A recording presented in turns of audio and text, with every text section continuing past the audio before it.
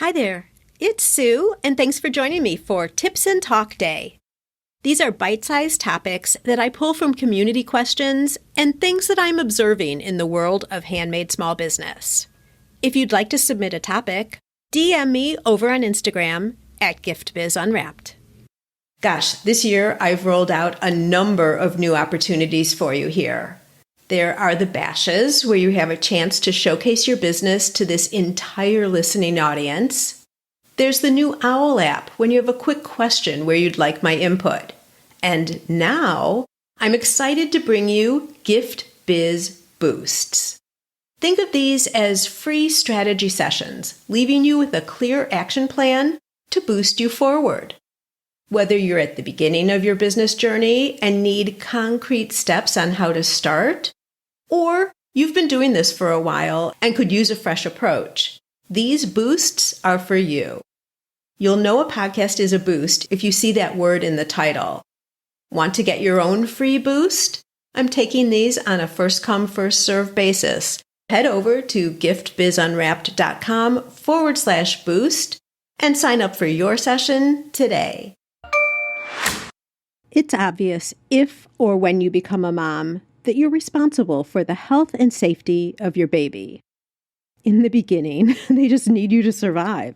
And as they grow, you make decisions that are in their best interest and eventually guide them into making their own smart choices.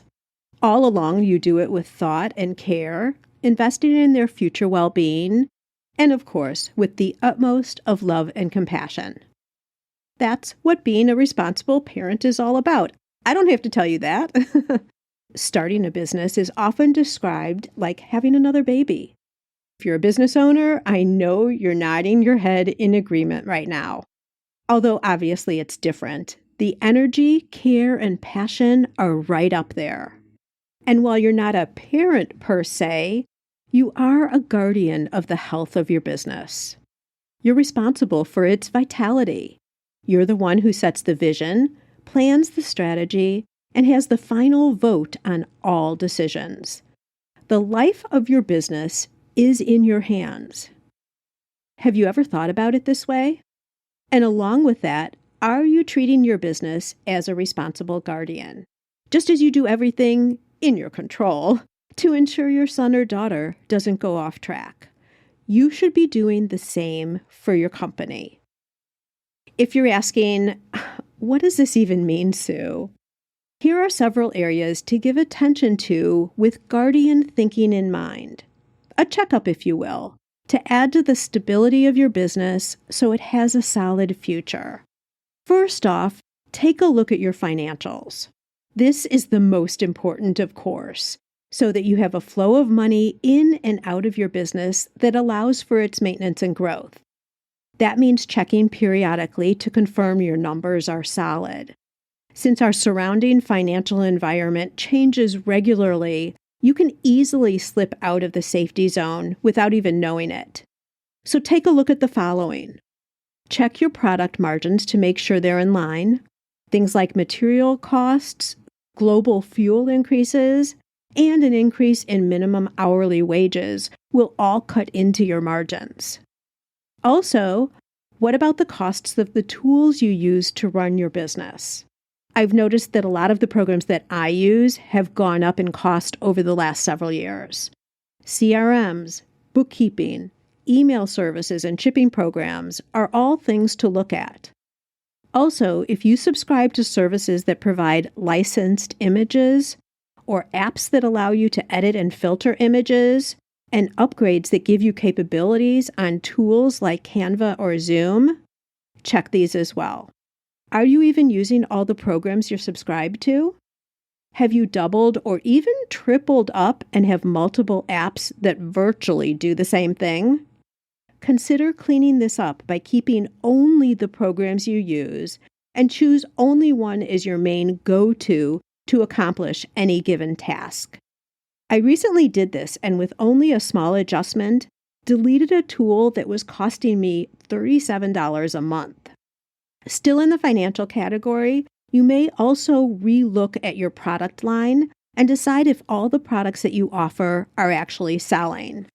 If not, by deleting the low performers and bumping up promotion of your best sellers, you may be able to reduce your costs by buying at greater volume for a lower price. Economies of scale at work here. And if you're still buying retail for your product components, now might be the perfect time to start buying wholesale, which also comes at a lower price. In other words, once again, more margin for you. This spills into focusing on your customer. This is step 2 in a health of your business review. By observing what your customers are buying and listening to their comments and product feedback, you'll have direction on how to keep your product lines fresh and actively turning over. It's so easy as makers to come up with a great idea for a new version of your product, a new scent or a new flavor or a new size. We think it's amazing, but how will it be received by your audience? The last thing you want to do is invest in this new version and not have it sell.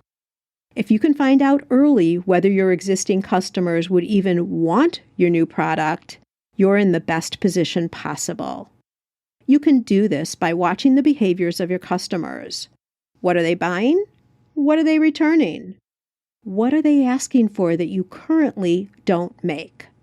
And then, of course, proactively asking and listening to their input. Third on the list is to look at your processes. As your business grows, it gets more and more complicated, and it's natural just to add task upon task to what already exists. Then you're left with a long, cumbersome way of doing things that's complicated and wastes time. Take a look at processes like how you produce your products, your shipping methods, how you keep track of inventory and ordering, or prep and follow-ups with shows. Look at these to see if there's a more efficient way to work. Can some of these be done in a better way? More smoothly, perhaps? Are there steps that are redundant and not necessary anymore at all? Clean up your processes shop, if you will. And last but definitely not least, turn the magnifying glass around and look into yourself. How are you doing personally with relation to your business? Have your orders continued to grow, yet you still refuse to get help, leaving you burning yourself out by doing all of the things? Are you super stressed because your products aren't selling as you thought they would, and you're frustrated and discouraged? Has your business overrun your life versus being a fulfilling part of your life? You need to stay healthy and enthusiastic about your business, or it's not going to be here for long. If any of this is true for you, once you've identified the area or areas at issue, take steps to resolve its negative impact on you. Book time for yourself each day to take a walk. Prepare and eat a healthy meal, not grab and go. Or do something else that you enjoy. Consider hiring some help in an area you approach with dread or put off doing entirely. Hire a bookkeeper. Bring in someone to help with shipping. Or take a course on how to promote your products to get more sales. This doesn't need to be expensive, and the return can do worlds of good for your psyche and well-being. For more on proactively and intentionally upgrading how you live your life overall, I wholeheartedly encourage you to listen to the podcast of just last Saturday, if you haven't already.